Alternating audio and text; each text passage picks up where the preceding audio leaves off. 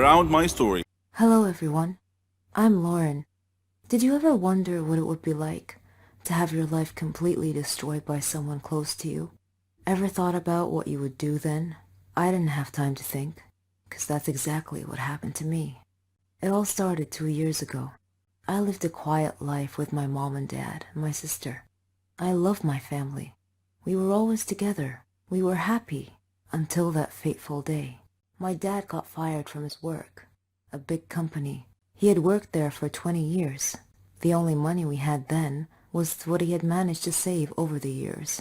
Finding a new job wasn't easy. It was a hard time for all of us, especially my dad. He was becoming desperate. At times, he just sat there, quietly, deep in thought, and I rarely saw him smile since. One late night, we were still up waiting for him when he walked through the door. But something was different. He wasn't walking straight. It was the first time in my life seeing him drunk. I decided to take matters in my own hand. I started job hunting. I was lucky enough to find something suitable at a startup company. The pay was good enough, and the more I worked, the more I earned. I was trying my best to get our life back. I was giving it all I've got. My dad started asking me for money. I was more than happy to give him what he needed.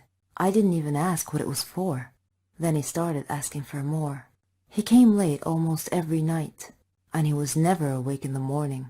It seemed like we hadn't talked together for ages. Then, money started disappearing from my purse. I got home from work one night. It had been a long day, and I was really tired. I put my bag in my room, and I went to the kitchen to find something to eat. I made myself a sandwich, then took it back to my room. But when I got to the door, I saw a shadow moving inside. I thought everyone was asleep, so I opened the door slightly and looked inside. I couldn't believe what I saw. My dad was standing over my bag, and my wallet was in his hand. He found no money in it, so he threw it on the bed and started going through my purse. At that moment, my mom came down the stairs. She had my dad's shirt in her hands and a small pack of white powder. I looked at her face. Her eyes were filled with tears. I tried to speak, but found nothing to say. My dad came out of my room. He saw us standing there. He tore the shirt and the pack from my mom's hands. He was hysterical. He started breaking things around him. Suddenly, everything changed. My mom and I were too scared to move. But then my sister came running down the stairs. He pulled her towards him and held a knife to her throat. He threatened to kill her if we didn't give him money, without a moment's thought. I did what he asked. Things only got worse. Nothing was ever enough. He asked for more and more money, and if I refused, he'd get violent, beating up anyone in his path. I couldn't stand by and watch, so I would just give him what he wanted, until I decided enough was enough. He barged down the stairs one evening and asked for all the money I've got. I told him we had expenses to pay, the rent, school fees, but none of it mattered to him. He asked me again for the money and threatened me if I didn't do what he asked. I refused. He hit me so hard that I crashed my head against the wall and fell to the floor, bleeding. Everything went dark. My mom took me to different hospitals, and I had to do a lot of checkups and tests, but all the doctors said the same thing, that this was it. I was sentenced to live my life in darkness, never to see the light again. Bumping my head against the wall was one of the reasons, but apparently my psychological state played a huge role in my recovery. The doctors suggested that I'd be taken to a psychiatrist. My dad felt sorry for what he had done to me. He quit the drugs and alcohol, tried to be proper, but it was because of him that I was in this state. I didn't know if I could ever find it in myself to forgive him. I was torn inside. He was my dad, but I couldn't forget what had happened. I stopped talking shortly after, and he left, disappearing from our lives. No one knew where he was or what he was. A year had passed, and he came home. He sounded good, kind of like how he was before. He's trying to make up for what he had done. But to me, nothing he does makes a difference anymore. Kind of like how he was before. He's trying to make up for what he had done. But to me, nothing he does makes a difference anymore. I'm still in the dark. That's something I'm gonna have to live with my whole life. I can't change that. What do you think I should do? I have drank and I've used drugs, but I've never suffered from withdrawals. I've never chosen drugs or alcohol over my loved ones. And I have never stolen anything in order to score. I'm not an addict, but I love one. And sometimes that's an addiction. Like so many other teens and young adults, I experimented with my fair share of recreational drugs and alcohol in high school. So when my younger sister started doing the same thing when she was 14, I wrote off her new habits as reckless, youthful behavior. She would grow out of this phase eventually, I thought, just like I did. But instead of getting bored with the lifestyle and moving on, she craved more of it. And by the time she was 19, the party drugs she was using were not even enough for her. And that's when she found heroin. One of the first things that gave away her addiction was her eyes, usually big and blue and full of light.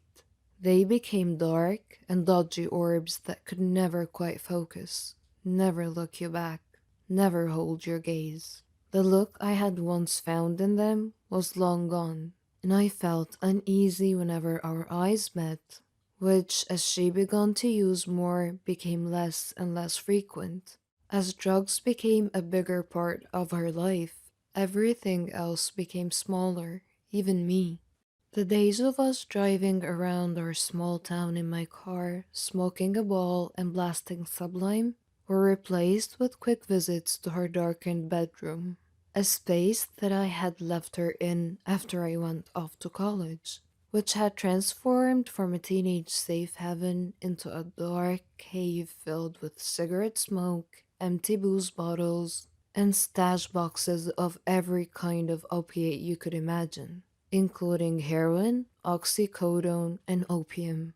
The evidence was right in front of me, but sometimes it's easier to ignore the obvious than it is to embrace the uncomfortable. When we went out, which was rare because it was nearly impossible to get my sister away from the comfort cave she had built for herself, I wrote off her frequent visits to the bathroom and lack of appetite as stomach problems or even body issues. When she didn't laugh at our favorite comedy sketches, I told myself that maybe she'd just seen it too many times for it to be funny anymore.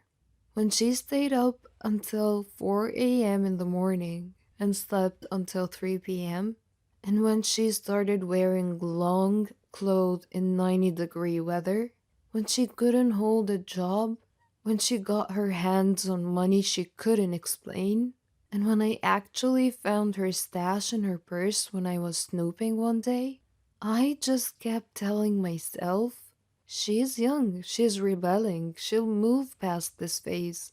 I was 24 and living in Brooklyn when my 21-year-old sister called me and admitted it. Plainly and almost optimistically, she was an addict. I think you already know this, she said, voice shaky and a little too loud. But I have a drug problem. Her confession gave me no choice but to admit it too. And suddenly, my entire world had changed. The lying, the stealing, the cheating, the messy parts of an addict's life don't really change from one user to the next. They're just as dark, just as sad, and just as unforgivable as you would imagine they would be. And they're not worth the reliving and writing because I relive them every day in my own mind. Loving a drug addict is all consuming and inescapable. It's on your mind all the time. You become a husk of a human whose insides have been entirely replaced by anger, fear, and resentment, and suddenly those feelings start to bubble over into every part of your life. The little voices in your head start to tell you to be suspicious of everyone in your life. Because if this one person could betray you, if your loved one could steal from you, if your own little sister could stare you straight in the eyes, and swear up and down they haven't used? When you know damn well they're hiding the drugs in their bra, then who can you trust? Your constant suspicion makes you angry too. Angry at your loved one for getting addicted in the first place. Furious at the family who sat back and watched it happen. And bitter with the entire world for allowing a problem like this to exist. But it's the guilt that hurts me most of all, because I have taken her addiction and made it my own. Because of the darkest question in my mind isn't about whether or not my sister will live to her 25th birthday, but rather how I could have prevented it all by her 15th birthday. We grew up in a small town, and my sister and I, we were 3 years apart, were close in as preteens and as teens. We did all the normal things sisters do together: shopping, movie nights, annoying our mother. But we also did the normal things bored kids from a small town do together. And that included drinking, drugs, and partying. By the time I was a senior in high school and she was a freshman, we skipped out on the first period of school in favor of a ball cruise and a late breakfast at the diner in the next town over. When I went off to college, I didn't leave my sister at home to die of boredom. Instead, I frequently had her come visit me, and we would attend frat parties, go to raves, and stay up all night drinking, smoking, and doing whatever drug of choice. Weed, molly, ecstasy, and poppers of every variety was being passed around that night. When I would return home for visits, I made sure I always came packing weed for out west. A 30 rack of beer from the liquor store, and a small bag of the latest pill or powder to make the rounds at campus. And it didn't stop after college either. When I moved to New York for my first post-grad job, my sister came out to spend the Thanksgiving holiday with me. And instead of watching the Macy's Day Parade like we did when we were kids, we tripped on synthetic acid and made weed cookies. Even though I've traded in my own days of hard partying for a life of Friday nights spent curled up on the couch with a glass of glass, it's hard not to wonder if my influence on my sister's life led her down this dark and unending spiral of addiction. How could I have let something this awful happen to someone I love? And what role did I play in causing this? Those constant feelings of guilt are as consuming as heroin itself. Loving an addict is like being a user yourself, only instead of injecting your body with the pills and powders and alcohol, you soak your entire life in remorse and self condemnation. You convince yourself that you caused the problem and not the addict, that you're somehow in the way of the solution, not the addiction. It's selfish and self absorbed to assume you have so much power over someone else's life and something as strong as drug addiction. But when you love someone who is struggling, you just want to take everything difficult away from them, including the